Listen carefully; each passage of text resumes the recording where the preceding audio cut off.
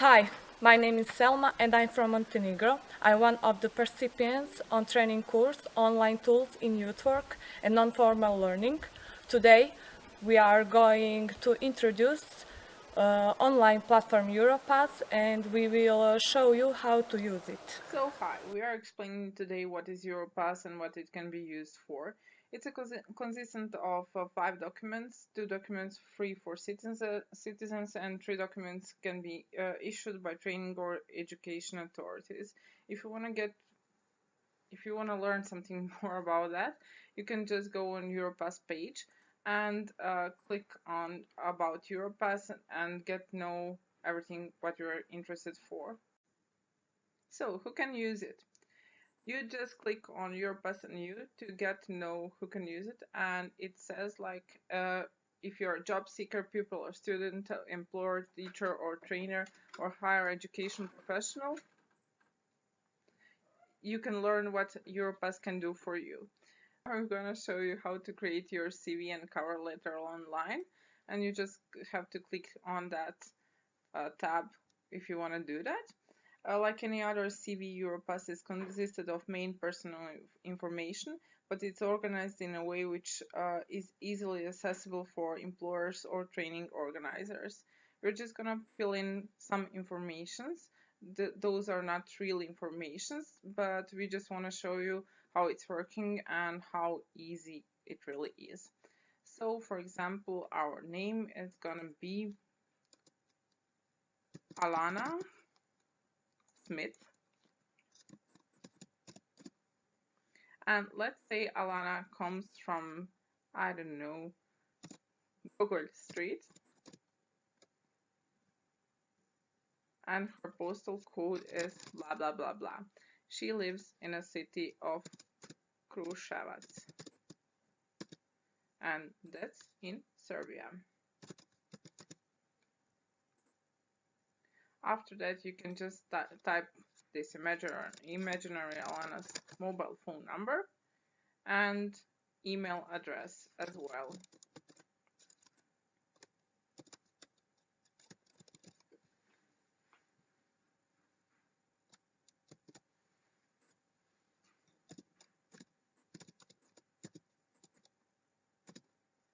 Every time you're filling one part of the CV, you can just click on save and then on preview, see how it looks like. If you're not satisfied with something you have wrote, you can just fix it by clicking on close and then editing it and again until you're satisfied. After you have recorded your personal data, you have to fill in work experience. It's really important that you fill it good, because every employer is gonna look at it, and those are the main informations where they look and where they choose if you're right for the job or not. You're filling it first from the day, then month, then year, because in Europe it's used like that. And actually, it's also very important that you write in what have you been doing there, actually the occupation or position held. It's also very important to fill in which employer was it, to see if your so your employer, future employer, can see what have you been doing there. So let's just click on some fake date and fake year. And let's say you have been doing it just for maybe a couple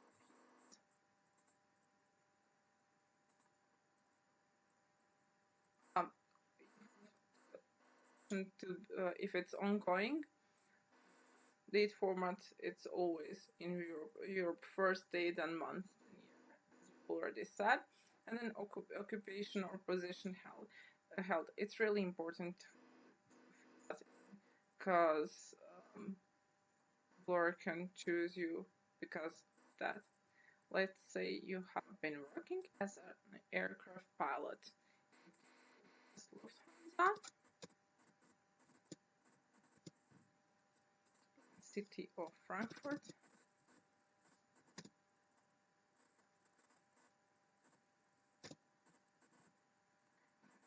Germany.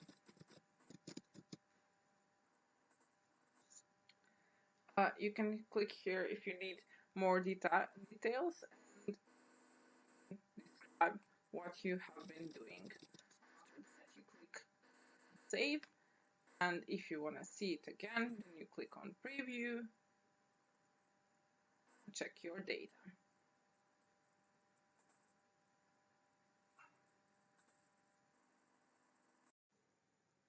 Next thing you're filling in is education and training. So you just click on that, and here you can see the dates again, from when till when you have been studying, that's what you are studying or what you have been studying. Date format is again day, month, and year. And then title of qualification, like where have you finished your university and what kind of degree you have, and which organization it was providing your education and training. So let's say that you're a pilot. Here it is. And then organization providing your education and training. Let's say it's Faculty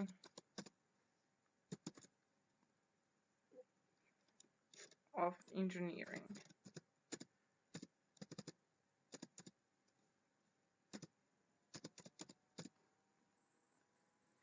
City of again.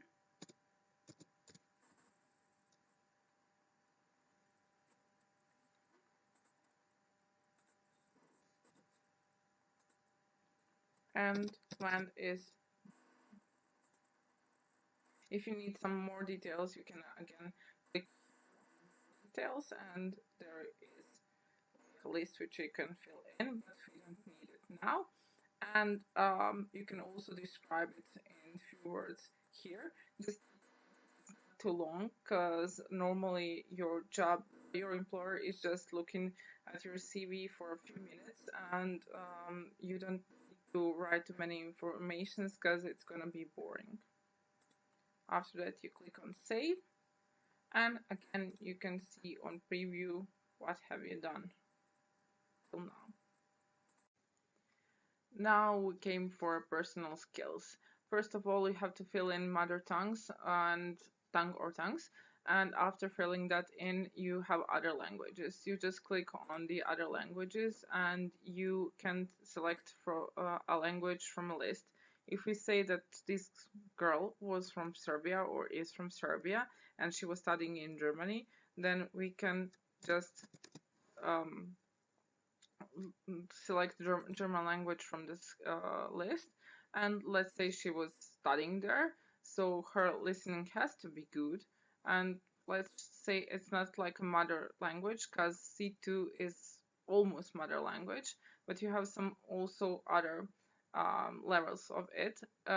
A levels are just for the basic users, B levels are for independent users, and C levels are for proficient users.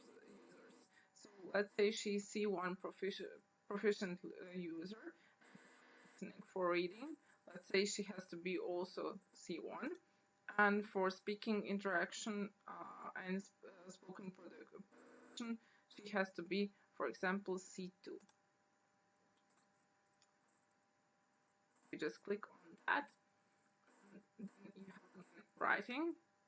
Let's say she has to be proficient user, C1. And or attach documents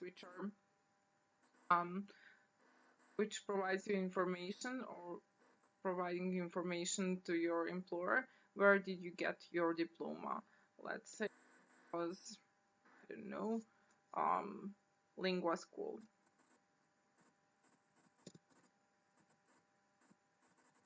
So that's made up. You can upload your attachment, and after that you just click on save and on preview to see what have you done.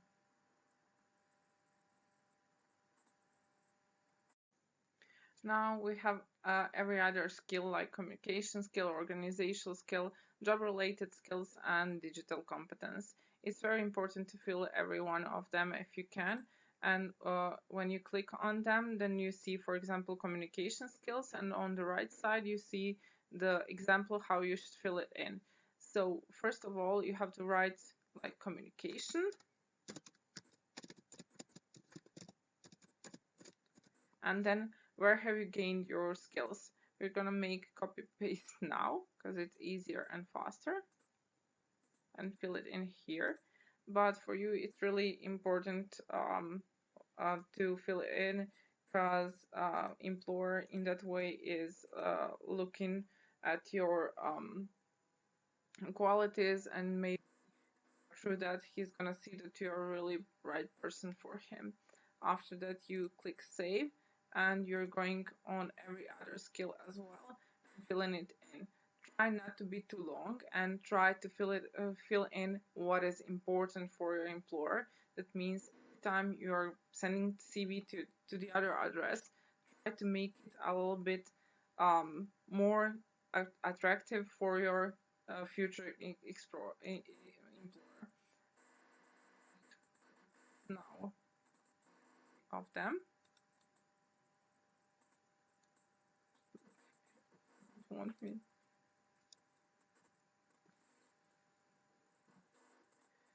save, then related skills,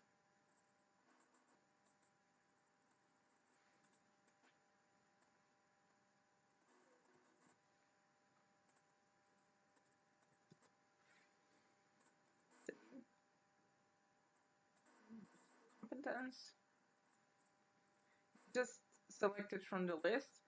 Like if you're in digital competence, independent user, basic user, or proficient user. It's very, very important to classify that and to show what you can do in digital world, because it's a new world for us today and you need to be good in that. Let's say Alana is proficient user, and in communication she's, let's say, also proficient user. Let's say independent user. Safety has to be proficient, she's a pilot. Solving, let's say, same thing, proficient. You can also attach certificates which you have from that. If you have something more to attach, then you just add it here in computer skills text. You can say that you're going to comment an office suite like word processor or something else. You just like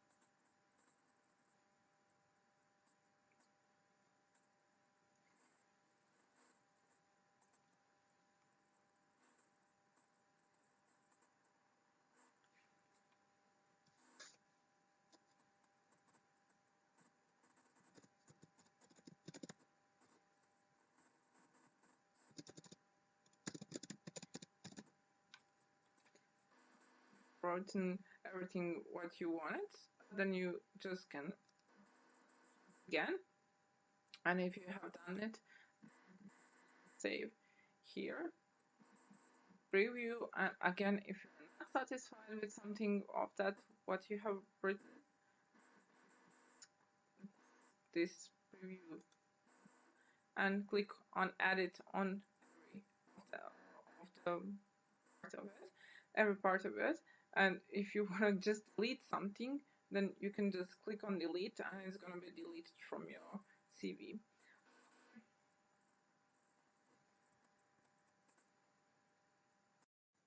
Now we have extra field which provides you with photo, other skills, driving license, addition information and attachments.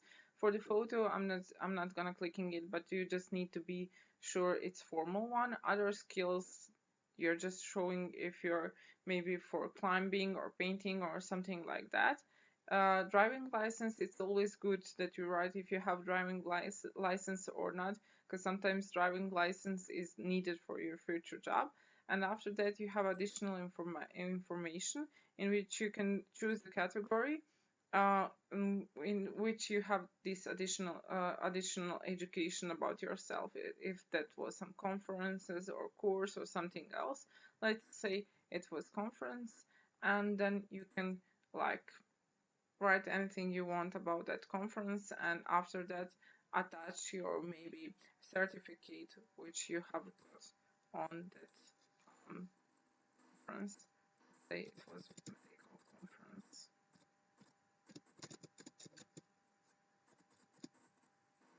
Berlin. Here you click on save. Added in additional information. After that you can also check it on preview and see if you're all this stuff which you have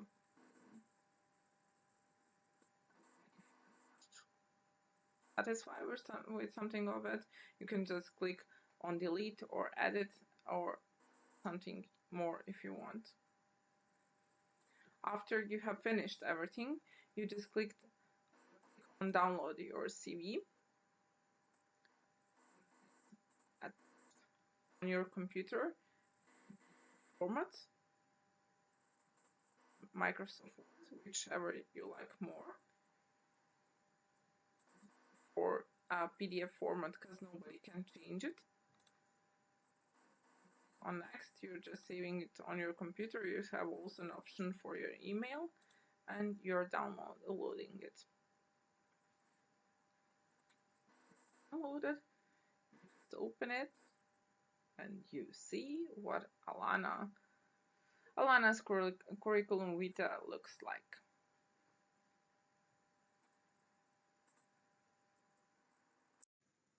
On the very end, we are showing you one real example of curriculum vitae, which we have found on internet. Here is personal information filled in the right way, job applied for, then work experience, as you can see, and she has written.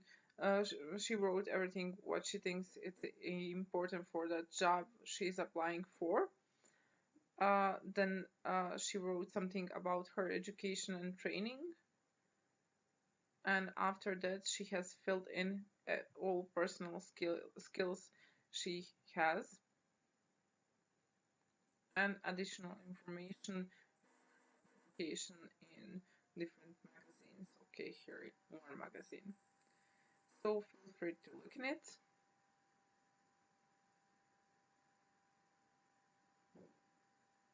And try to fill one in. It's really not hard.